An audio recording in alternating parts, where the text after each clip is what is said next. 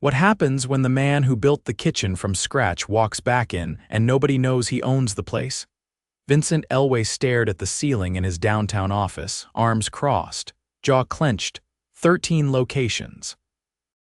He'd built the first one with his bare hands, flipping burgers and scrubbing grease traps until midnight.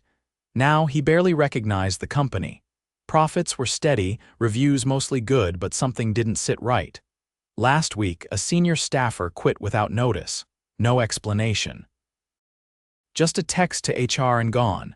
She'd been with the company for 7 years. One of the original hires. That was enough to make Vincent pause. He didn't want another filtered report or sugar-coated email. He wanted the truth. So he pulled out a worn duffel bag from his closet, the same one he used when he opened the second store 5 years ago. Vincent was 51 now, with some gray in his beard and a few extra pounds from office lunches. He'd grown out his hair and added a thick pair of glasses. A little makeup darkened the bags under his eyes. He looked like a tired man just trying to find work. He chose Store 9, a fast-paced location in a busy suburb, just outside the city. It had a high turnover rate and 3 health inspection warnings in the last year, not enough to shut it down, but more than any other store. He'd never met the team there personally. It was a perfect place to blend in. He applied under the name Donnie Ellis, saying he'd just moved from Ohio. The district manager, a guy named Mitch, approved the hire without a second glance. Vincent started 2 days later as a line cook trainee. On his first morning, Vincent stood outside the back door at 6:45, shivering in the cold. Another new guy, barely 20, lit a cigarette beside him. "You new too?" the kid asked. Vincent nodded. "Yeah, you. Second day, I'm Corey," he said, blowing smoke to the side. "You'll see, this place is a mess." Vincent raised an eyebrow. "How so?" Before Corey could respond, the door swung open. A short, stocky man in a grease-stained polo waved them inside. Let's go," he barked. "You're on the clock now, not a damn break." That was Travis, the store manager. Travis didn't introduce himself. He just pointed to the walk-in cooler and said, "Stock the prep bins and get the grill started. You, Donnie, right? You're on the flat top with Julio. Stay out of the way." "And gloves?" Vincent asked, looking at the prep station. Travis rolled his eyes. "You want gloves, bring your own." "We're out." Vincent stared at him, stunned. He looked around. No gloves, no hairnets, no thermometer in the meat drawer. The floor by the fryer was slick with grease. He watched a cook drop a raw patty, pick it up, and toss it back on the grill. Julio glanced at Vincent and shrugged. "Don't say nothin', just cook, man." Vincent swallowed hard. By lunchtime, the kitchen was chaos. Orders flew in from the front counter and the staff raced around without a system. Julio was quick, efficient, and silent. He worked like he had something to prove. Meanwhile, Travis leaned against the wall, scrolling on his phone. A woman from the front, Hazel, according to her name tag, stormed into the back. "Travis, we're out of clean trays again. I told you this morning." Travis didn't look up. "Then wash some." Hazel's jaw tightened. "I'm on register." "I don't have time to wash trays and take orders." "Then pick one," Travis muttered. Hazel spun around, muttering something under her breath. Vincent followed her out front during a break in orders. "You okay?" he asked. She blinked at him. "You're Donnie, right?" "You don't want to get involved." "Too late," he said. "I just don't get it. Isn't there a supervisor?" She laughed without humor. "Travis is the supervisor. District guy only comes once a month, and when he does, everything magically gets fixed right before." Vincent nodded slowly. "You been here long?" 4 years, she said. "Started part-time in college. I used to care. Now I just try to get home without losing my mind." Later that day, Corey slipped in the fryer station and slammed his elbow into the counter. He winced, clutching his arm. "Dude, you okay?" Julio asked, stepping over to help. Travis didn't move. "If he can stand, he can work." Vincent turned to him. "You're not gonna file an incident report." Travis looked up. "You a manager now?" "No," Vincent said, keeping his voice steady. "Just surprised." Travis walked off without answering. The shift ended at 4. Vincent changed in the cramped back room, wiping sweat from his face. His shirt was soaked. His back ached, but more than that, his gut twisted. He stepped outside and leaned against the wall, watching Hazel light a cigarette with shaking fingers. "That bad, huh?" she said. Vincent nodded. "Worse." She glanced at him. "Donnie, right? You seem different." He forced a small smile. "I just think people should care more." Hazel looked down. "Yeah, that'd be nice." Vincent walked to his car in silence. He sat behind the wheel, staring through the windshield. His chest felt heavy. This wasn't just about bad systems or a lazy manager. This was about people. Good people like Hazel and Julio, working in dangerous conditions while the guy in charge scrolled through his phone. He gripped the steering wheel. He'd built this company from scratch. He'd promised himself it would never become one of those places, and yet here it was. He wasn't just going to fix it from his office. Tomorrow, he'd be back on the line. The next morning, Vincent arrived earlier than scheduled, stepping through the dented back door just as the sky began to lighten. The kitchen was silent, the air thick with yesterday's grease. Julio was already there, sleeves rolled up, rearranging the prep bins with meticulous focus. "You always get in this early?" Vincent asked, setting his duffel on the floor. Julio didn't look up. "Somebody has to reset the line. They leave it messy every night." Vincent nodded, watching him work. There was no complaint in Julio's tone, just tired habit. He grabbed a crate of buns from dry storage and started checking expiration dates. A few were past due. He set them aside without comment. By 8, the rest of the morning crew had trickled in. Corey walked in last, his elbow bandaged with a makeshift wrap of napkins and tape. "You didn't go to urgent care?" Vincent asked quietly. Corey shrugged.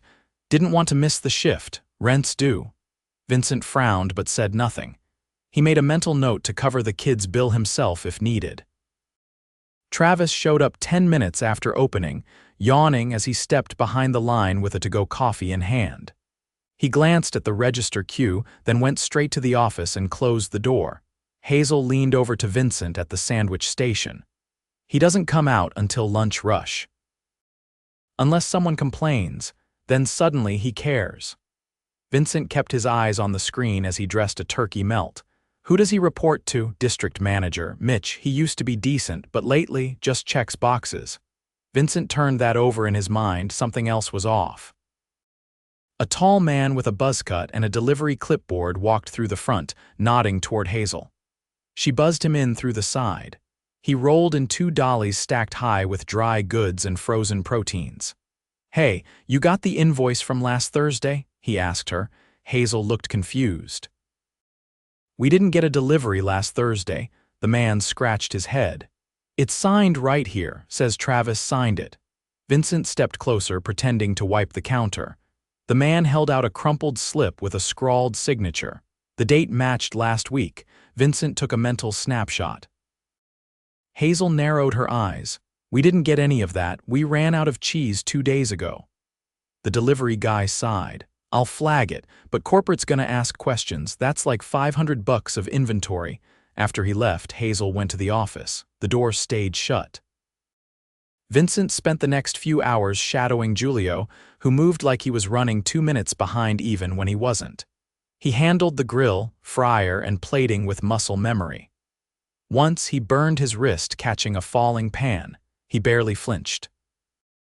"You ever think of becoming a supervisor?" Vincent asked as they restocked sauces. Julio paused. "I applied last year twice, didn't get it." "Did they say why?" He hesitated. "Travis said I wasn't leadership material." Vincent said nothing. He didn't want to push. During the lunch rush, a customer came to the counter, holding up a sandwich. "This was supposed to be no mayo. I'm allergic," she said. Hazel apologized and started to fix it, but Travis walked up from the office, finally emerging. He took one look and shook his head. "Tell her to double-check next time. We're not remaking food for pickiness." Hazel stiffened. "She has an allergy." "She looks fine to me." The customer's face flushed. "Excuse me." Vincent stepped away from the line and walked over. "Ma'am, I'll remake it for you right now." On a fresh surface. She nodded tightly and stepped aside. Hazel shot him a grateful glance. Travis watched him prepare the new sandwich but said nothing. When the rush died down, Vincent followed him into the office under the pretense of grabbing more printer paper. Travis was slumped in the chair watching a video on his phone. "Hey," Vincent said, "customer complaints like that, shouldn't we have a protocol?" Travis didn't look up. "You're not a shift lead. Focus on the grill." You got something to say, take it to Mitch." Vincent stepped out, pulse steady but rising. Around 2, Julio pulled Vincent aside by the prep sink. "You got a minute." They ducked into the walk-in fridge. Julio closed the door behind them. "I didn't want to say anything earlier, but some of the meat's been getting cycled past the use-by dates. Travis tells us to move the stickers forward." Vincent stared at him. "He says that directly." Julio nodded once. "Says it's all frozen anyway and nobody checks." "But I saw a guy puke in the bathroom last week after eating the chili." Vincent's jaw tightened. "Why didn't you report it?" Julio looked down. "I got a kid. I can't afford to lose this job." They stood in silence for a moment, the cold air humming around them. "I'm not gonna let this slide," Vincent said quietly. Julio met his eyes. "I hope you mean that." Later in the shift, Travis pulled Corey aside by the mop closet.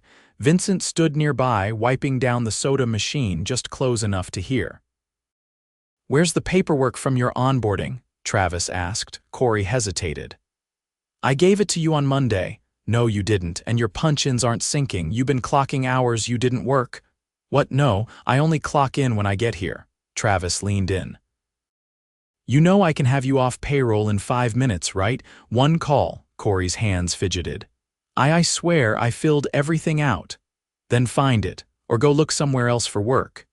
Vincent tossed the rag into the sanitizer bucket and stepped toward them. "Hey, Corey," he said loud enough to break the tension. "You mind helping me move the syrup boxes?" Corey nodded quickly, grateful for the out. They stepped into dry storage. Corey rubbed his elbow nervously. "I don't get it," he said. "I'm not trying to cheat anyone. I just want to work." Vincent looked at him. "You ever get that paperwork back?" "No, he said he'd handle it." Vincent exhaled slowly. "Listen, don't let him scare you, just keep doing your job." "I'll look into it." That night, after everyone clocked out, Vincent stayed behind under the excuse of cleaning the fryer filters. Travis was in the office again. Vincent waited until the coast was clear, then walked inside and snapped a few photos of the supply logs and delivery receipts. He found a printed schedule with Corey's name crossed out in pen, even though the time clock showed his badge had been used every day. There were also 2 different invoices marked received for the same meat order, both signed by Travis. One of them dated a day the store had been closed due to a power outage. Vincent stepped out and deleted his tracks. As he drove home, he didn't turn on the radio. He didn't need noise. His mind was already full. This wasn't just laziness. It was theft, negligence, manipulation. And worst of all, it was happening under his company's name, one more day. That was all he needed. Then he'd take off the disguise, and Travis would be the one answering questions. By the 3rd day, Vincent no longer had to pretend to be tired. His body moved slower, his shoulders stiff from hours at the grill. His hands carried the scent of fryer oil no matter how many times he scrubbed them. He stepped into the back entrance just after 6:30, and the kitchen lights buzzed above him, casting a pale yellow over the cluttered prep station.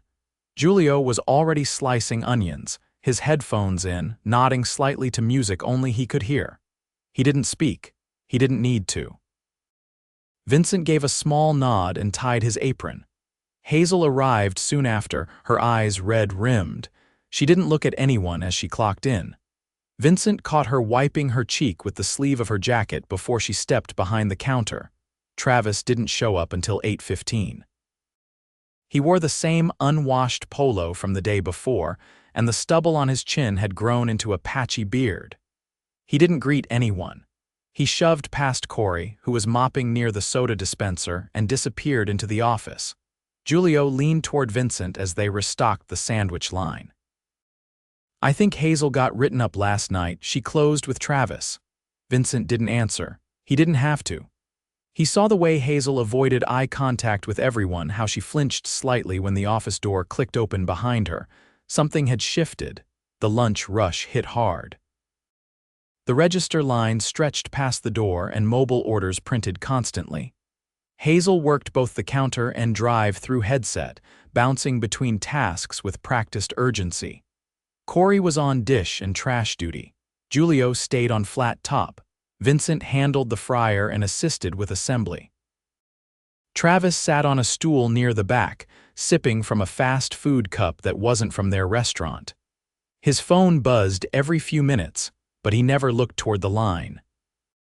Around 11:40, a woman with a stroller stepped up to the counter and placed a complicated order: 2 sandwiches with substitutions, a kid's meal with a dairy-free side, and a drink with no ice.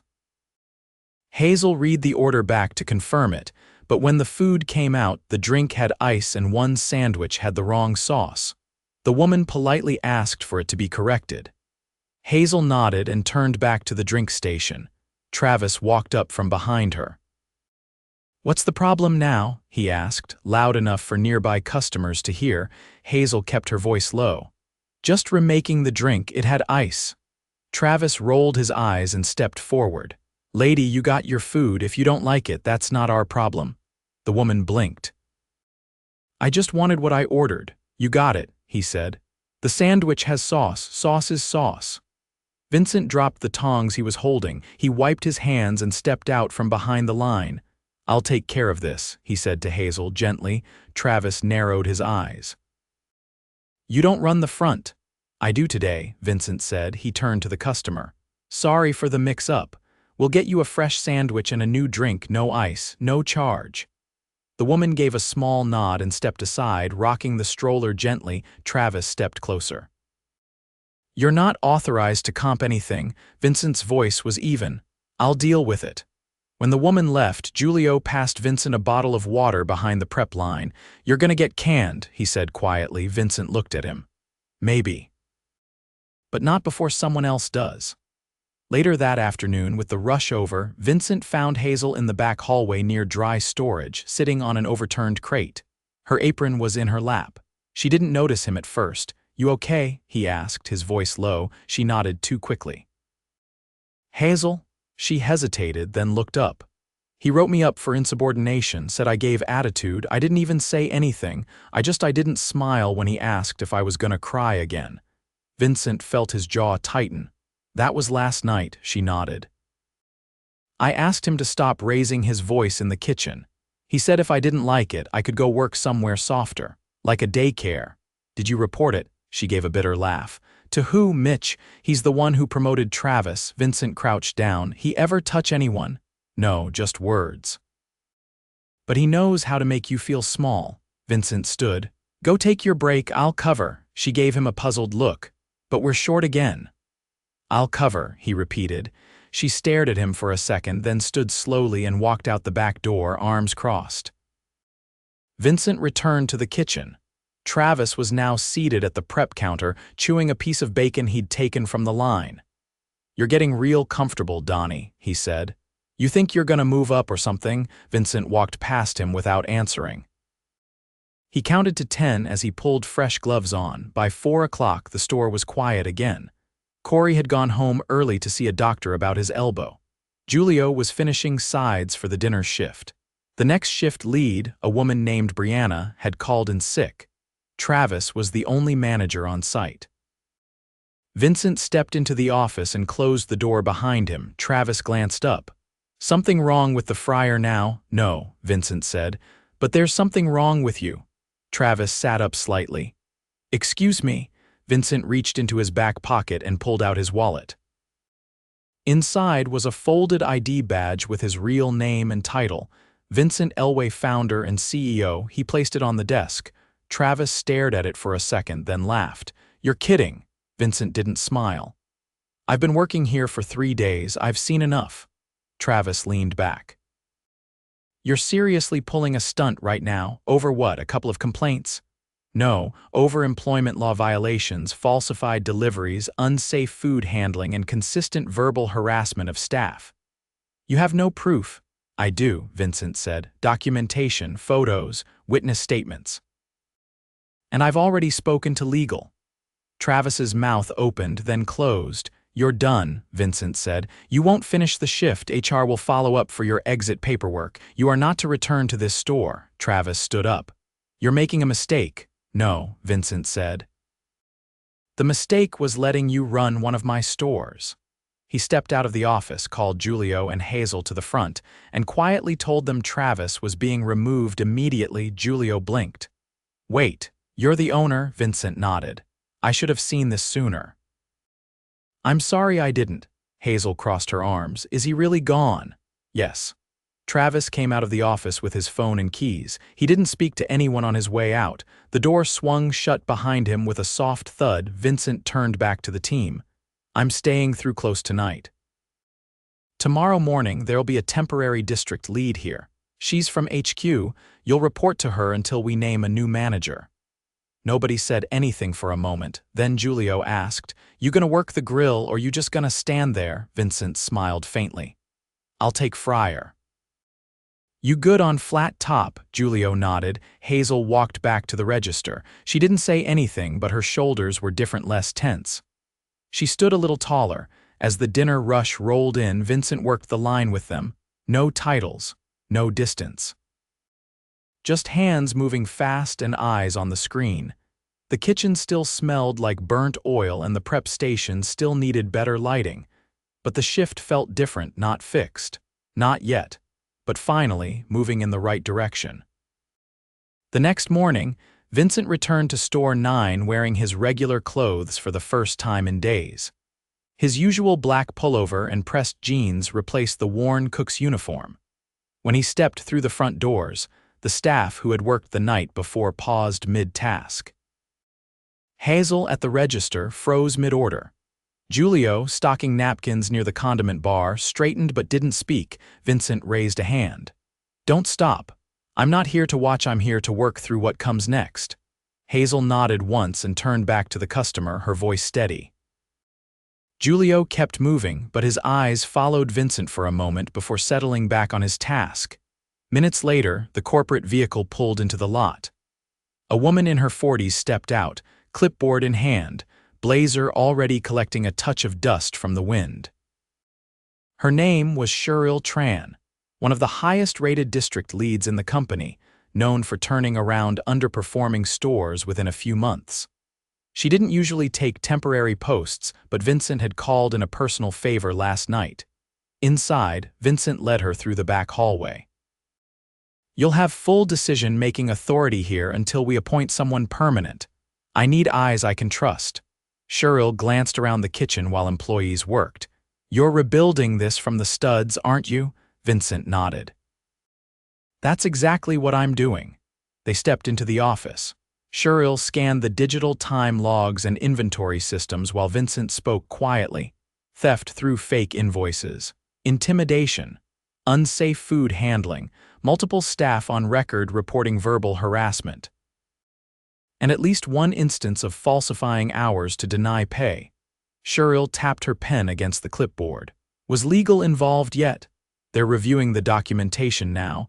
HR is in contact with Travis. He's barred from all locations. Cheryl leaned against the desk. Any blowback? Vincent looked out the narrow window. Not yet, but I'm not worried about that. I'm worried about the people who showed up anyway. Cheryl stepped back into the kitchen with him. She didn't give a speech or demand attention. She watched. Notes flowed across her clipboard, but her face gave nothing away. After observing for 2 hours, she pulled Hazel aside during a lull. Vincent kept a respectful distance but listened as she asked direct questions about protocols, shift coverage, and how often the store had run short on essentials. Hazel didn't sugarcoat anything. We started skipping steps just to keep pace. It wasn't about being lazy, it was survival. Cheryl nodded. You weren't the problem, but you'll need to help us rebuild the right habits. I can do that, Hazel said, quieter this time. If we actually have support now. You will, Cheryl replied without hesitation. Vincent joined Julio at the prep sink. where the younger man was breaking down the new shipment of produce that had arrived that morning on time with signed confirmation and verified quality. "New supplier?" Vincent asked. Julio nodded. Cheryl already flagged the old one, said they found duplicate invoices in the regional system. Vincent picked up a head of lettuce and examined it. Fresh, crisp, no signs of spoilage. He set it aside and looked at Julio. "You ever still think about that shift lead position?" Julio paused. "I don't want to get burned again." "You won't," Vincent said, "because I'm going to personally review it." Julio gave a short laugh. "Feels weird hearing you say that, like the real you." Vincent leaned against the counter. "It feels weird saying it. But I meant it yesterday. I should have seen all this sooner." Julio shrugged but didn't speak. "I can't undo what happened under Travis, but I can make sure it doesn't happen again. That starts with getting the right people where they belong." Julio finally looked at him. "Then yeah, I'm interested." By early afternoon, Cheryl gathered the entire team near the front counter just after the lunch peak. Vincent stood beside her, arms crossed, letting her take the lead. "I know the last few months have been rough," she said. "Some of you are doing the work of two people with no thanks. Some of you are being overlooked. That ends now." She turned to Hazel. "Effective immediately, you're promoted to shift lead. You'll help manage scheduling and training. You'll be part of weekly operations meetings with me directly." Hazel's eyes widened. Okay, thank you. You earned it," Cheryl said simply. She turned to Julio. "We're opening up the assistant manager role. You're the first candidate. I'll walk you through the process myself. If it fits, you'll be wearing a different badge in 2 weeks." Julio gave a nod, slow but firm. Cheryl faced the crew again. "We'll be hiring 2 more full-time team members over the next 10 days. No more understaffed shifts. No more skipped breaks. And if something's broken, you tell me. Don't wait for it to get worse." Vincent stepped forward. "I want to say something too." The staff quieted. "I started this company in a strip mall with 1 fryer and a broken register. The first 3 hires are still with us, but I lost track of what it felt like to be on the line. I let the middle get messy. You all paid for that." He paused, letting that land. "You deserved better, and from now on you will get better." Hazel raised her hand slightly. "Can I ask something?" Vincent nodded. "Are you going back to HQ now? Or are you staying until this is fixed?" "I'm staying," he said. "Not forever, but long enough to make sure the foundation's strong again." Julio folded his arms. "Then we'll hold you to that." Vincent smiled. Not the rehearsed kind, the worn-down, honest kind. The next few days moved fast. HR conducted exit interviews with the rest of the management team, none of whom had spoken up during Travis's tenure. One assistant manager was let go after it was confirmed she had knowingly signed off on altered payroll logs. Another was given a final warning but kept on under Cheryl's watch, with clear performance expectations. Hazel adjusted quickly to the new responsibilities, showing a natural ability to juggle the floor while still mentoring newer hires. Julio began leading prep checks and food safety audits, catching small issues before they became problems. Corey, after returning with a doctor's note, was reimbursed for the ER visit and received back pay for the missing hours. He was moved to front-of-house duties while his elbow healed. Vincent didn't take a desk in the office. He worked a modified line shift each morning and spent afternoons reviewing long, neglected reports with Cheryl. They flagged locations with similar red flags: high turnover, inconsistent inventory, unfiled complaints. A larger audit process was already underway across the company. One evening after close, Vincent sat at the counter with Hazel and Julio, eating leftover grilled chicken salads from the day's prep batch. Hazel looked around the empty store. "You know what's weird? It's still the same place. Same cracked tile, same broken drawer in dry storage, but it doesn't feel the same." Julio nodded. "Feels like it's ours again." Vincent looked at them, then down at his plate. "That's what it's supposed to feel like." He stood and stretched. "I've got a long meeting tomorrow with the board. We're restructuring the district system. No more one-person oversight for 5 stores. We're building a team model." Hazel tilted her head. You think they'll go for it? They will, Vincent said. Or they'll be explaining to shareholders why the guy who signs their checks just walked out. Julio chuckled. As they locked up for the night, Vincent walked out last. He paused at the door, hand on the frame, looking back at the empty kitchen. The lights buzzed faintly. The air smelled like sanitizer and onions. He didn't see a broken store anymore. He saw a team that had held the place together when nobody else did. And now, finally, they weren't doing it alone.